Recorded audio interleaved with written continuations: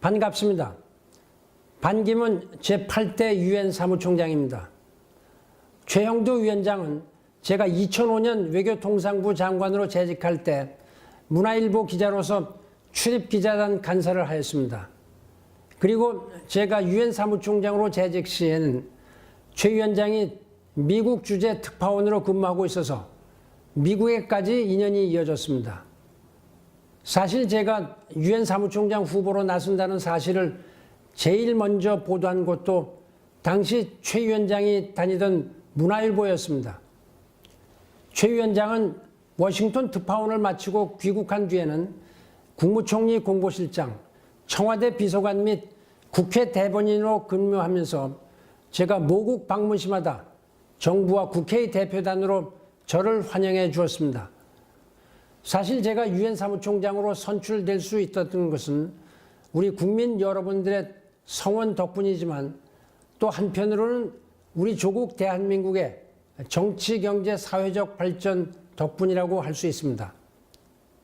최형두 기획위원장이 그동안 맺었던 글로벌 인맥과 경험, 우리 국회와 정부, 청와대에서 익힌 정책과 행정의 핵심 경험을 바탕으로 미래 네트워크를 발전시켜 나가시기를 기대합니다.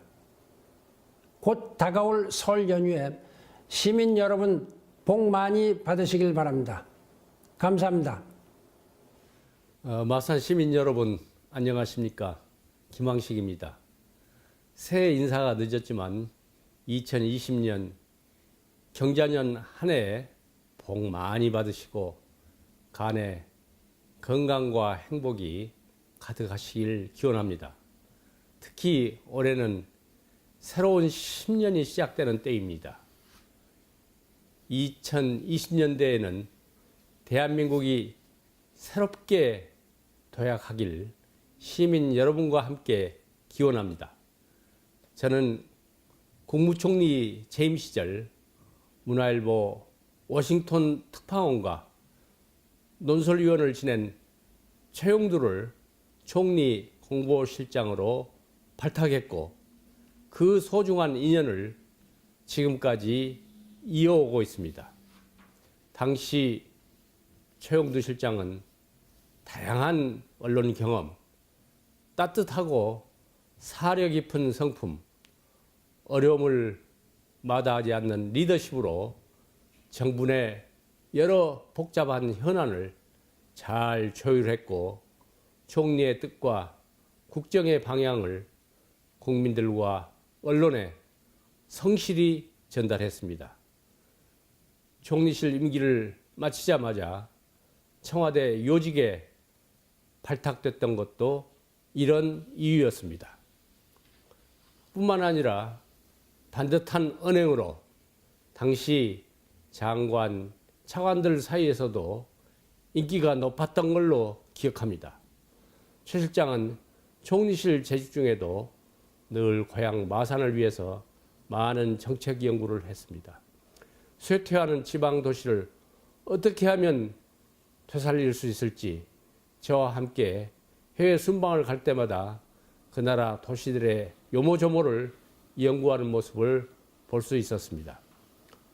워싱턴 특파원으로 미국의 도시와 경제 정책에 대해서도 해박한 지식을 보여주기도 했습니다. 이번 토크 콘서트는 여러모로 의미 있는 주제인 것 같습니다. 평소 저도 사람들이 모여서 사는 도시 문제에 관심을 많이 가지고 있습니다.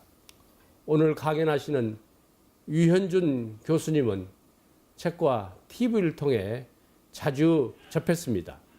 특히 도시는 유기체라 궁합이 안 맞는 요소들이 만나면 문제를 일으키고 잘 만나면 상승 효과를 얻게 돼 도시의 활력을 불러일으킨다는 말씀을 기억하고 있습니다.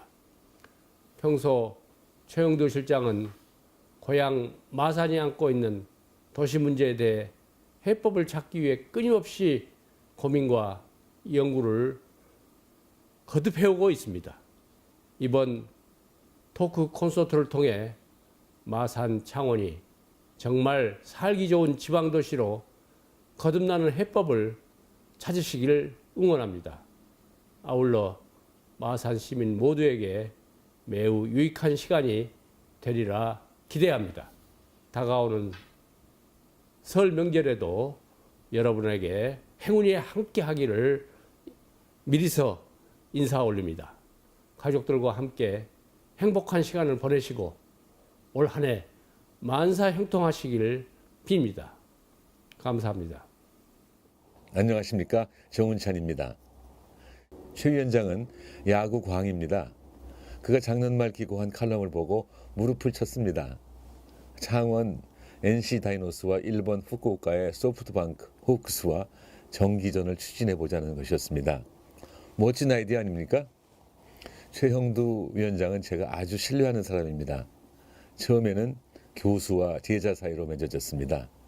최 위원장은 1981년 서울대 사회과학계열로 입학했습니다. 경제학이나 사회학은 모두 사회과학대학 소속 학과입니다. 최 위원장은 우수한 성적으로 학교를 졸업한 후 오랫동안 언론계와 청와대 그리고 총리실에서 일했습니다. 최형두 위원장은 따뜻한 사람입니다. 제가 서울대 총장을 마치고 제 모교인 프린스턴 대학 교수로 가 있었는데 최 위원장이 어느 날 찾아오겠다고 연락이 왔습니다. 당시 최 위원장은 워싱턴 특파원이었습니다. 아마도 뉴욕 가는 길에 잠시 들리나 생각했으나 일부러 저를 보려고 프린스턴으로 왔다고 해서 반가웠습니다. 도시든 경제든 무언가 되살리려면 이렇게 마음 따뜻한 사람이 필요하다고 생각합니다. 그 후 서울에서 논설위원을 하던 최 위원장이 저를 찾아왔습니다. 가난한 동네의 고등학생들에게 배움의 사다리를 제공하는 대학생 교육자원 봉사단체를 만드는데 함께 창립이사로 참여해달라는 제안이었습니다. 그것이 사단법인 한국을 위한 교육, 즉 Teach for Korea인데 마침 이 아이디어의 원조인 Teach for America가 제가 박사학위를 받은 프린스턴 대학에서 나왔습니다. 그래서 바로 의기투합했습니다. 그동안 경제 침체로 많이 고생하시고 있는 것 알고 있습니다. 그러나 절망하기에는 아직 이릅니다. 희망은 바로 여러분 곁에 있습니다. 설날 가족들과 손을 맞잡고 겨울을 이겨낼 힘을 얻으시기를 바랍니다. 대단히 감사합니다. 존경하는 나의 고향 마산 시민 여러분, 안녕하십니까? 윤정현입니다. 우선 도시는 무엇으로 사는가, 마산은 무엇으로 살 것인가라는 흥미로운 주제로 뜻깊은 자리를 하시게 된 점 축하를 드립니다. 저는 마산에서 태어나 성호국민학교와 마산중학교를 졸업했습니다. 어린 시절의 아름다운 추억이 모두 제 고향 마산에 묻어 있습니다. 최영도 교수와는 기자 시절 인연을 맺은 바 있고 제가 기재부 장관 재임 시절에는 총리 공보실장으로 다시 만난 바 있습니다. 지금도 자주 만나 함께 나라의 앞날을 걱정을 하곤 합니다. 최영도 교수를 뵐 때마다 언제나 식지 않은 열정과 끊임없는 노력에 늘 박수를 보냅니다. 이번 톡 콘서트 주제는 정말 흥미롭습니다. 고향을 떠난 지 오래되었지만은 전국 7대 도시 마산이 누리던 옛 영광을 회고하면 지금은 도시가 예전 같지가 않고 경제마저 어려움을 겪고 있어 마음이 무겁습니다. 최영도 교수가 늘 고향 걱정을 하고 지방 도시의 쇠퇴를 막고 다시 새로운 도시 발전을 이루는 방안을 얘기할 때마다 저도 크게 공감하고 있습니다. 이 시점에 도시와 건축, 공간에 대한 최고의 전문가이신 유현준 교수가 마산을 방문해줘서 정말 고맙습니다. 최영도 교수와 함께 그리고 참여하신 시민 여러분들과 함께 도시의 미래, 마산의 미래에 대해 좋은 아이디어들을 나눠주었으면 좋겠습니다. 함께 하시는 시민 모두 유익하고 즐거운 시간 보내시길 인사 전합니다. 다가온 설날 앞두고 간에 두루 평안하시고 올 한 해 운수 대통하시길 빕니다. 감사합니다.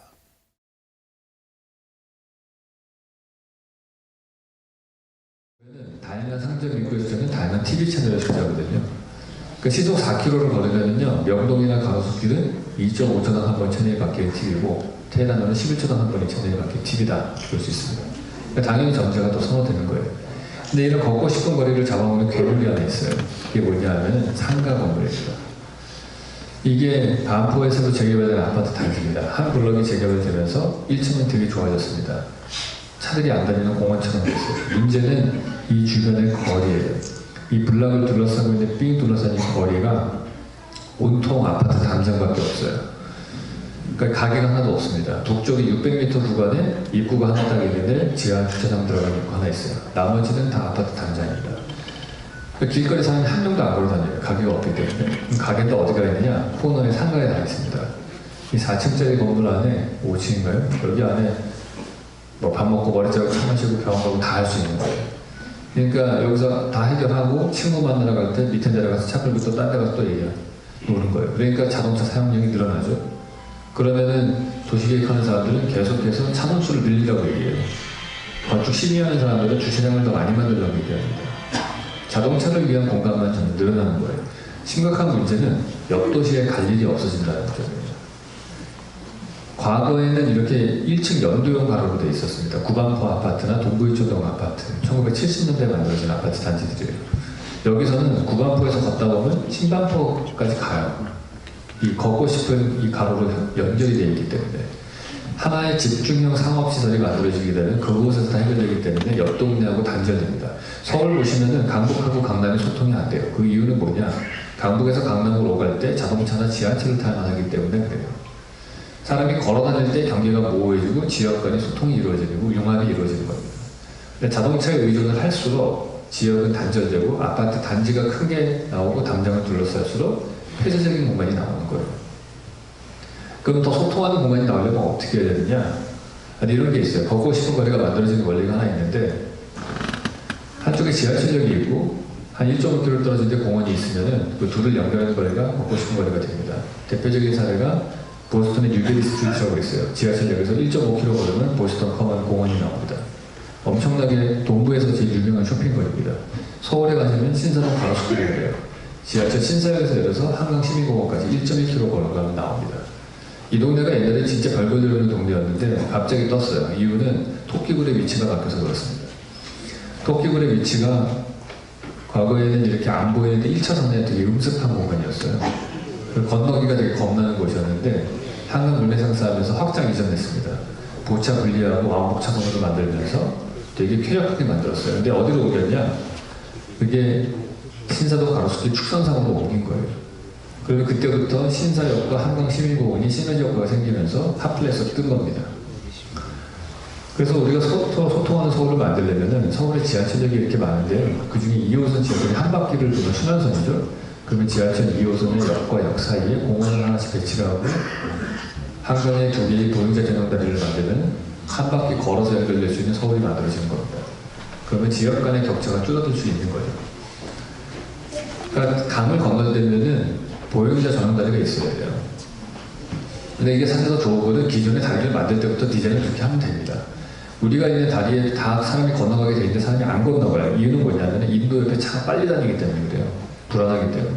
만약에 처음에 디자인을 할 때 인도를 차도보다 3m쯤 낮게 낮춰서 디자인을 했다면 그러면 인도를 걸어가는 사람이 차를 안 보고서 조용히 강만 보면서 편안하게 걸어갈 수 있었을 거예요. 그랬으면 강북과 강남이 훨씬 더 소통이 됐을 겁니다. 그래서 결국에는 결론을 말씀을 드리면은 이 사회가 훨씬 더 SNS 때문에 더 소통이 되는 것 같지만 사실 분열이 더 일어나고 있거든요. 끼리끼리 소통만 늘어나요. 말 통하는 사람들끼리만 단톡방이 있기 때문에 자기들끼리만 잘 얘기하는 거예요. 그래서 이제 안타까운 건 뭐냐면은 전 정치가들 볼 때 제일 어이없는 때가 언제냐면은 꼭 자기 얘기하면서 국민의 뜻이라고 무기는 놈들이 있어요. 원래 어느 정권이든지 간에 여론조사를 자주 발표하는데 믿으시면 안 돼요. 그러니까 그게 자꾸 국민의 뜻이라고 우기는데 왜 그러냐면 그분들은 자기 지지자들하고만 만나서 그래요. 자기 당원들끼리만 만나기 때문에 그게 전체의 뜻이라고 믿는 거예요. 그러니까 저희 아버지도 옛날에 보시면은 친구분하고 정치 얘기하다가 싸우고 술상도 없고 그래요. 근데 그 아저씨 한 몇 주 뒤에 또 만나요. 한 달 뒤에 또 보고 또 그런단 말이에요. 요즘은 어떠냐? 대부분의 인간관계를 페이스북이나 인스타그램 같은 SNS를 통해서 하기 때문에 이제 조금 이제 4월 때 총선이 있는데 이제 자기가 반대하는 사람 지지하는 글을 포스팅에 올리고 그러면은 재수없다고 생각하고 마우스 클릭 하나로 친구들이 끊어버립니다. 그리고 지구 반대편에 자기랑 똑같은 얘기하는 교포랑 더 얘기 많이 해요. 그러니까 세상이 사실 더 분리가 되고 있어요. 토마스 프리드먼이라고 하는 유명한 칼럼니스트가 그런 얘기를 했어요. SNS는 소수의 의견을 증폭시키고 다수를 선동하기에 되게 좋은 도구다, 편리한 도구다. 그래서 민주화 운동이 잘 일어난다. 그게 무슨 얘기냐면은 아랍의 봄이라고 하는 운동이 있었어요. 그러니까 아랍에 스마트폰이 보급된 다음에 민주화 운동이 막 일어나고 혁명이 일어나고 또 독재 정권을 무너뜨리고 했습니다. 근데 문제는 그 다음에 새로운 정권이 안 들어서요. 계속해서 무적의 상태인 거예요. 그 이유가 결국에 공동체라고 하는 의식은 얼굴을 맞대고서 있을 때 형성된다는 거예요. 천천히. 그게 어디서 해야 되느냐? 도시 공간 구조에서 해줘야 되는 거예요. 그게 어떤 공간이냐? 공짜로 머무를 수 있는 공간이에요. 그게 뭐냐? 공원이고 벤치고 도서관인 거예요. 공짜로 머무를 수 있는 공간이 있어야지 사람들이 섞이는 겁니다. 우리가 소셜 믹스를 한다고 해가지고 아파트 재건축을 하면서 거기다가 임대주택을 집어넣었어요. 30% 정도씩.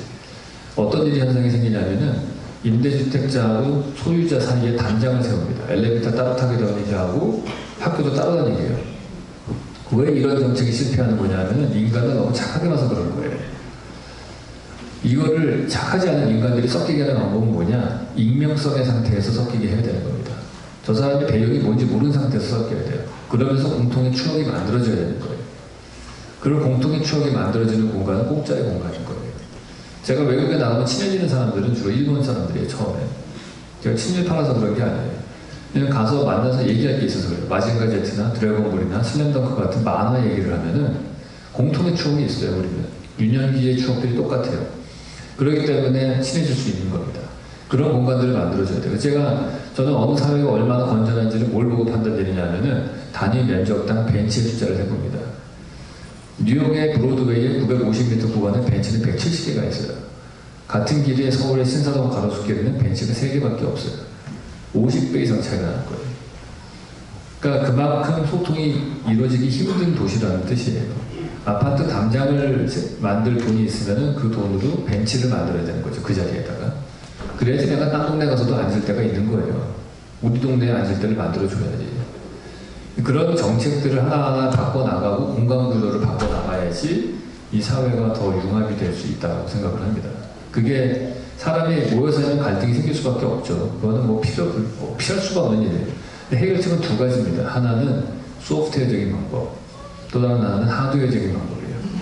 소프트웨어적인 방법이 세금 정책이나 행정 정책들 그런 것들이겠죠. 하드웨어적인 방법은 공간 구조를 바꾸는 겁니다. 우리 아이들의 학교의 교실의 공간 구조를 바꿔주고, 예를 들어서 교실에 가시면은 창문은 바깥 경치 보는 창문하고 복도에서 교장 선생님이 감시하는 창문밖에 없어요. 근데 만약에 우리의 아이들의 교실과 교실 사이에 서로를 볼 수 있는 창문을 뚫는다면 조금 다른 공간이 만들어지는 거예요. 만약에 칠판이 있는데 칠판은 항상 앞쪽 벽에만 붙어 있어요. 지난 70년간 계속 그래왔습니다. 근데 만약에 칠판에 바퀴를 달아서 움직일 수 있게 한다면은 교실의 공간 구조는 바뀌어요.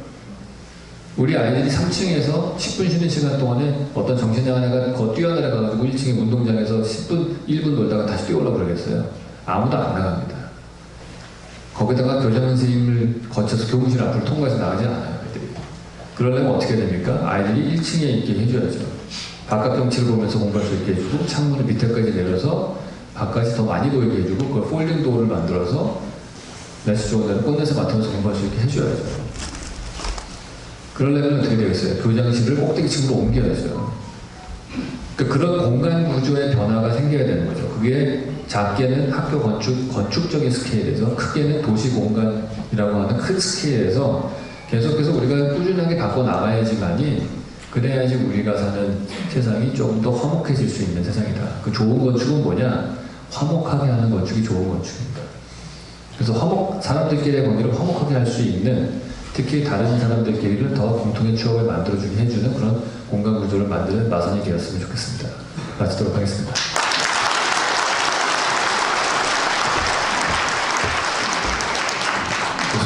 걱정하시죠? 예. 유현준 교수님 참 강의, 역시 우리 TV 알쓸 신작에서 보던 대로 참 산들을 이렇게 많고 우리 마산은 어떻게 보자면 이렇게 좋은 것을 스스로 망가뜨리지 않았나. 마산이 살려면은 다시 지금 좋은 말씀하셨죠. 교수님. 저는 이건 오늘 우리 학교 운영위원회 우리 학부모님도 많이 오셨기 때문에 당장 학교에 교장실을 꼭대기층으로 옮기고 1학년들 다 밑에서 지상에서 꽃을 구경하고 10개 운동장을 놔두고 당장 실천할 수 있는 중요한 일 같습니다. 그리고 또 골목, 우리가 잘 아는 창동 골목에 대해서 우리는 창동 골목이 옛날에 우리 마산 사람들이 이렇게 이야기합니다. 야, 우리 때는 창동이 명동보다 더 붐볐어. 이렇게 합니다. 그러면 외지인들은 잘 이해를 못합니다. 아, 이 마산 사람들 뻥이 심하구나 생각하는데 실제로 저희 전화할 때 창동이 더 붐볐거든요. 제가 81년에 대학을 입학했는데 창동에서 와, 아주 정말 번지를 했거든요. 명동 가보니까 너무 초라하더라고요. 근데 지금은 좀 바뀌었죠. 그래서 우리가 갖고 해야 될 것이 무엇이냐. 수많은 채널처럼 한 번에 갈 때마다 수많은 경험을 할 수 있는 창동의 골목, 또 우리 통술이라든가 통술거리, 또 댓글이의 여러 것들, 또 도시의 환경들 이런 것들 같습니다.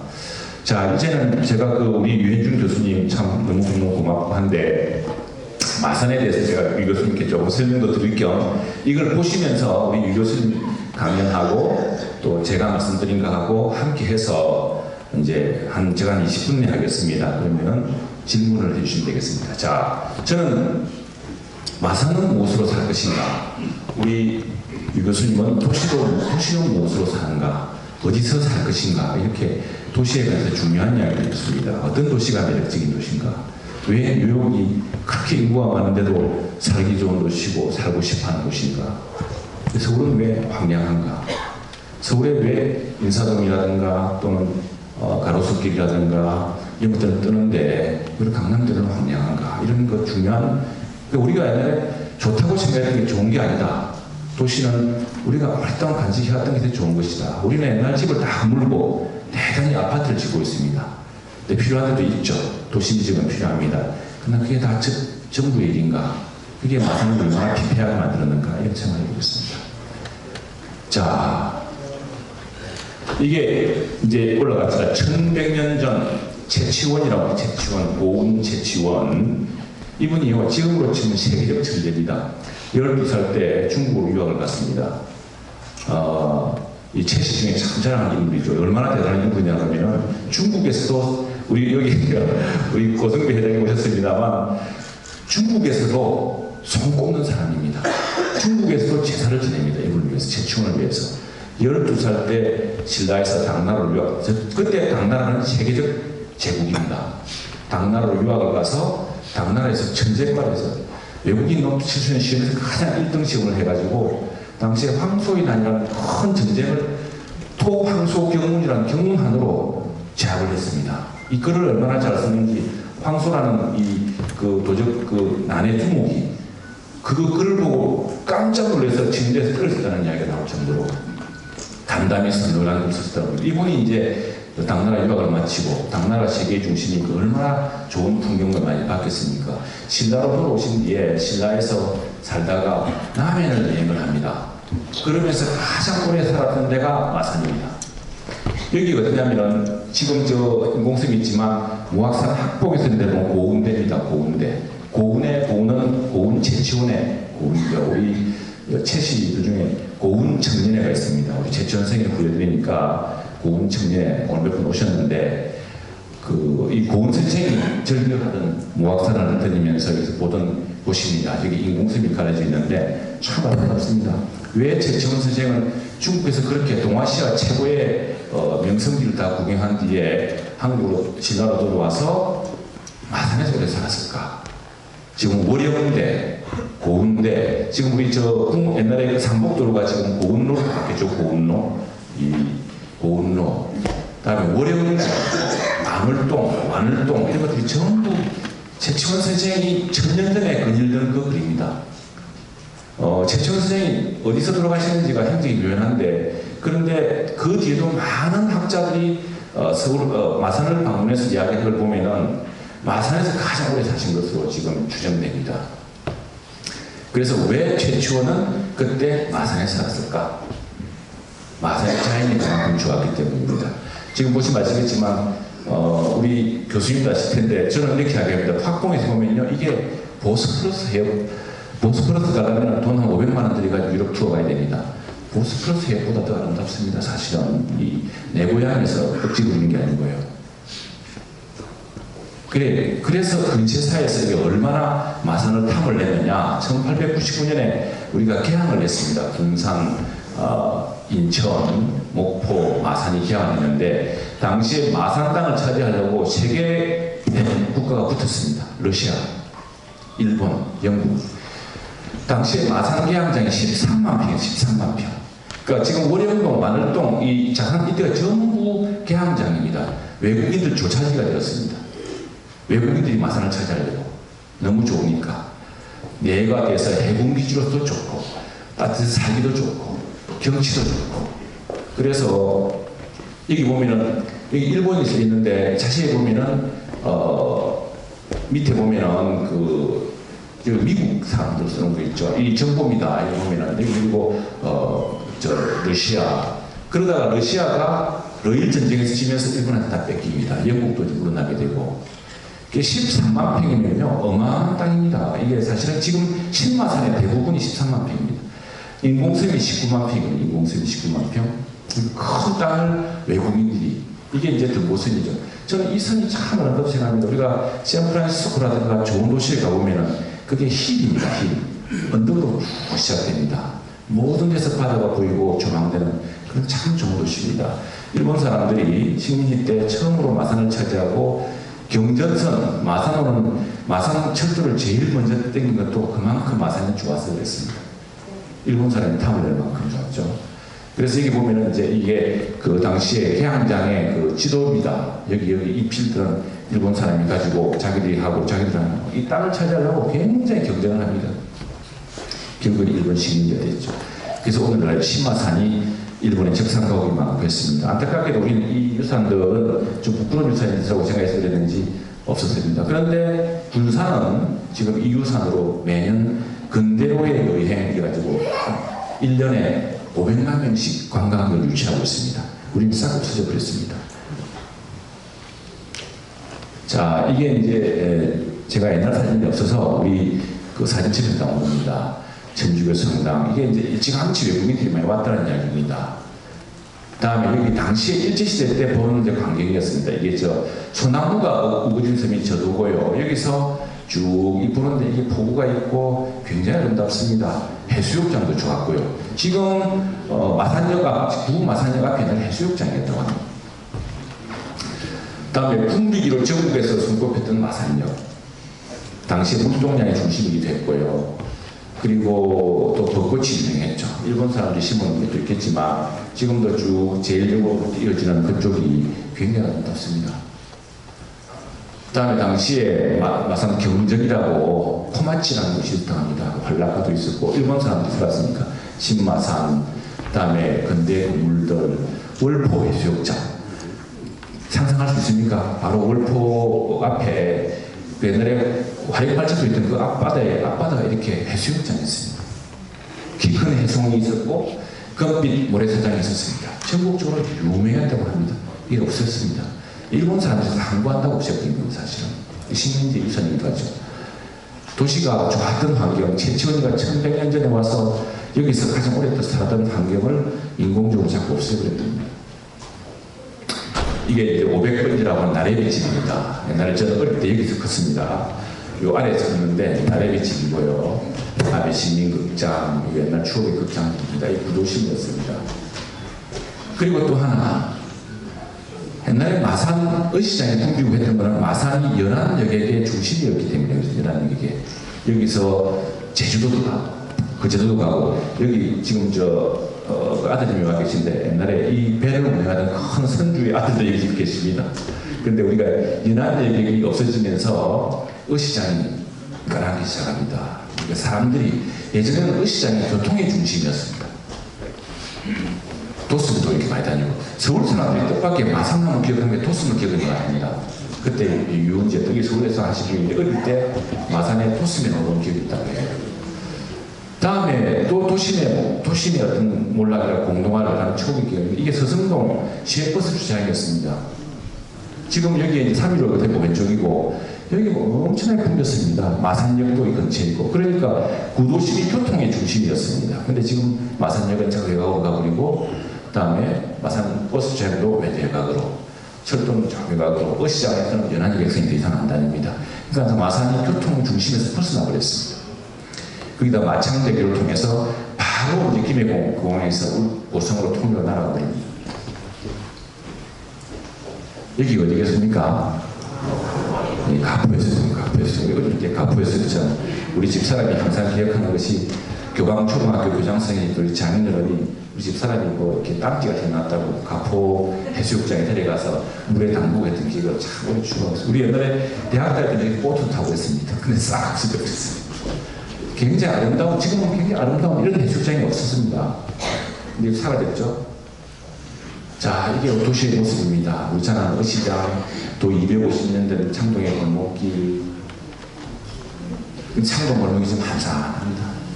안타깝죠. 밤에 가면 너무 정말 광장도 만들어졌습니다. 광장도 이게 우리 교수님이 알려주신 사람들이 와서 노는 공원이 되지 못하고 있습니다.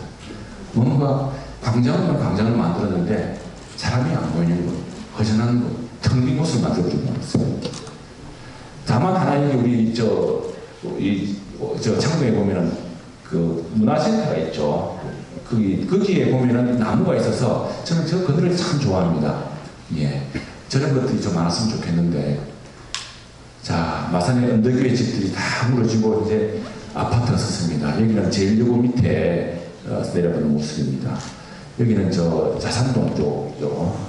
예. 이게 이제 마산의 도시 환경이 바뀌고 있는 거예요. 마산이 어떻게 보자면 좋았던 도시 환경이 근대로 오고 개발이 되면서 우리가 정확한 방향을 못 잡아서 삶은 편해졌을지 모르지만 자연을 통해서 더 멋있었던 그 환경을 스스로 좀 만들어내고 싶습니다.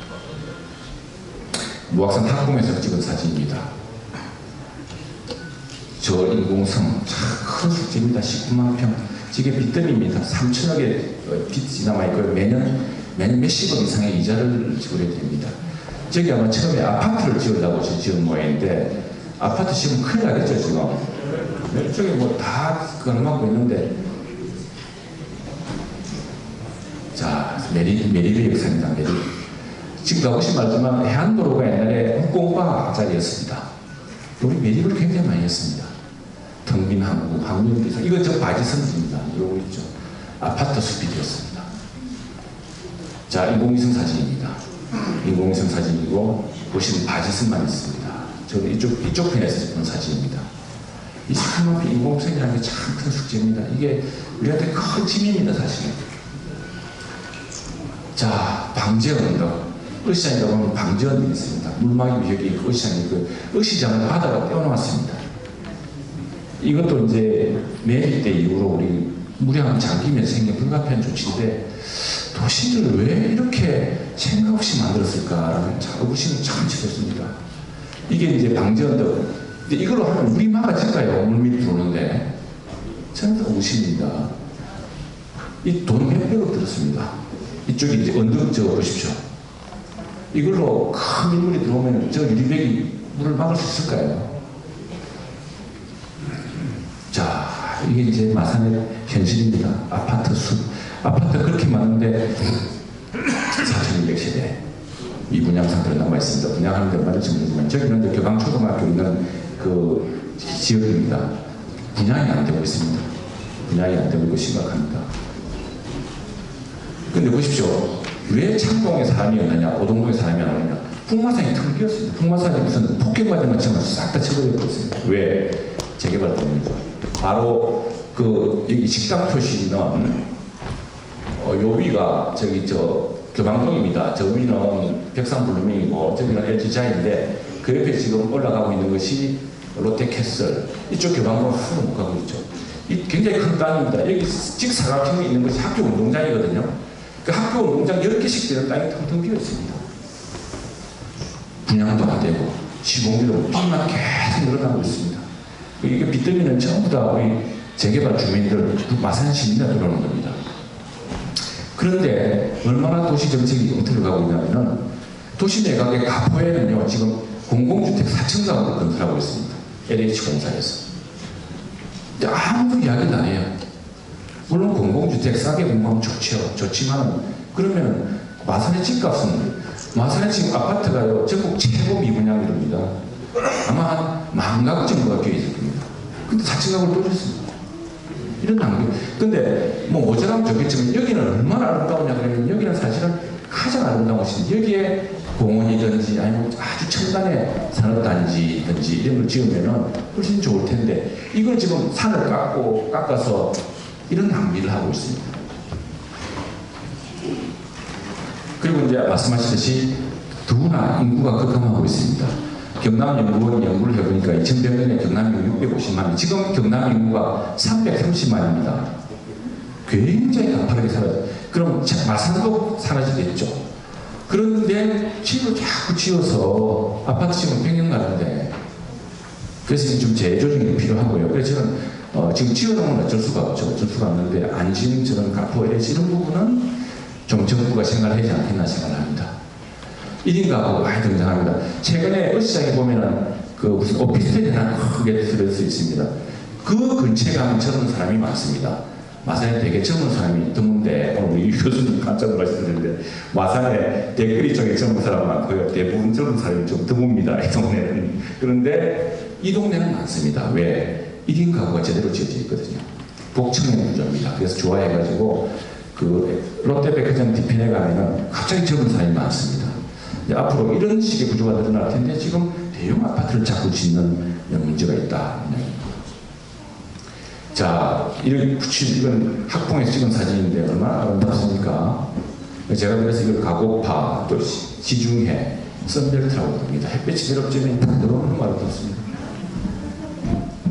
자, 요즘 야자수도 저기 도순이에요. 야자수가 마산시에 그리 참 많습니다. 여기는 이제 저도 그 그리죠. 그래서 이 마산의 매력이 여전히 남아있다. 썬벨트다.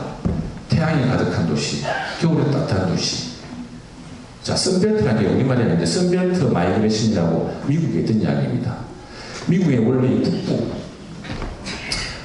우리 유현주 교수님하고 제가 다니던 학교는 그랬어요. 여기가 보스턴 옆에 캠브리지시라는 곳입니다. 여기에 시카고, 이 뉴욕, 보스턴은 춥습니다. 추워가지고요.